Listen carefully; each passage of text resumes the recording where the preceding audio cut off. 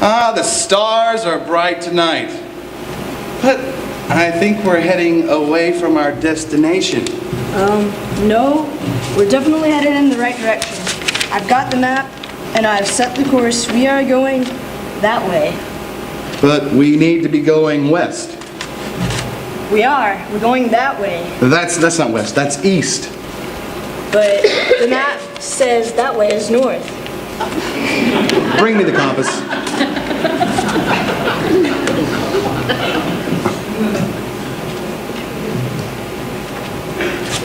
See, the needle is pointing that way.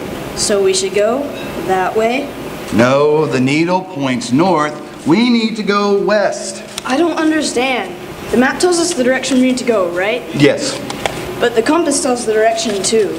So, do we have to compare them and make them match to go in the right direction? We do, and we have to keep checking along our journey to make sure we are still going in the right direction. Why do we have to keep checking?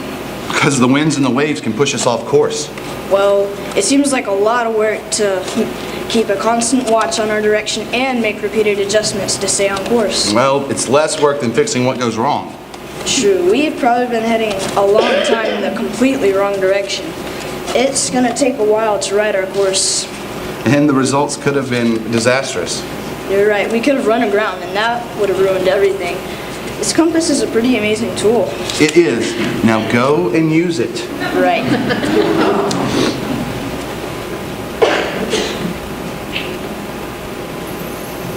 What is more important, the map or the compass?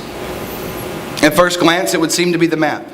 It contains a more detailed picture of what to expect to the north, to the south, to the east, and to the west, while the compass just shows what direction you're going in. However, the greatest map ever created cannot be followed unless direction can be determined.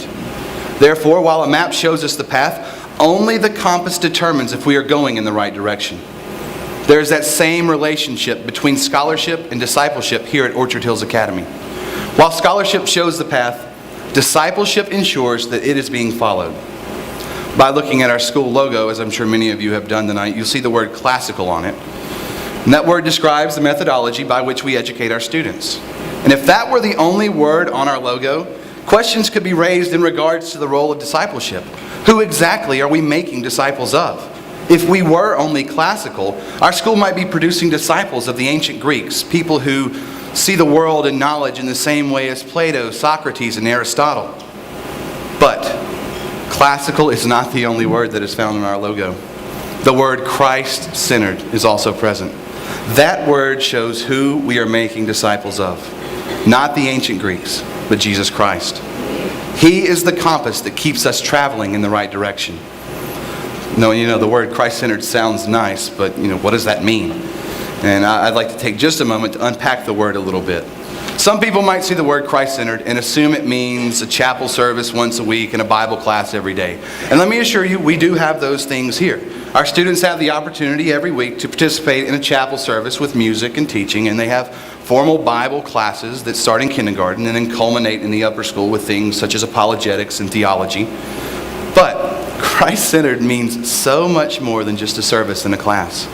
It means Christ is the center, the hub of every class that is taught at this school. Just as the verse in Colossians 1 tells us, He, Christ, is before all things, and in Him all things hold together. That includes knowledge. We teach our students to filter all of the knowledge they receive in every subject through a Christian worldview. Now, what does that mean? It means that Christ is the center of every class, always at the forefront of everything we teach. He is behind the numbers in math, the cause of the natural world and the natural laws in science, the orderliness of the Latin language, guiding the events of history, and appears in the books and stories we read.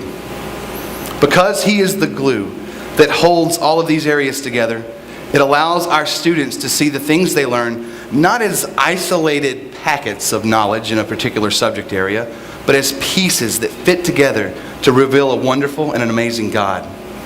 One of our goals at Orchard Hills is to produce students who love to learn. But a more important goal is to produce students who love God, who are able to see Him in all things, who are disciples of Jesus Christ, and who are able to impact the world for the glory of God, no matter what path they take with their lives. It is true that Christ is the compass for our school, but we want Christ to be the compass for the life of each and every student we have the opportunity to teach.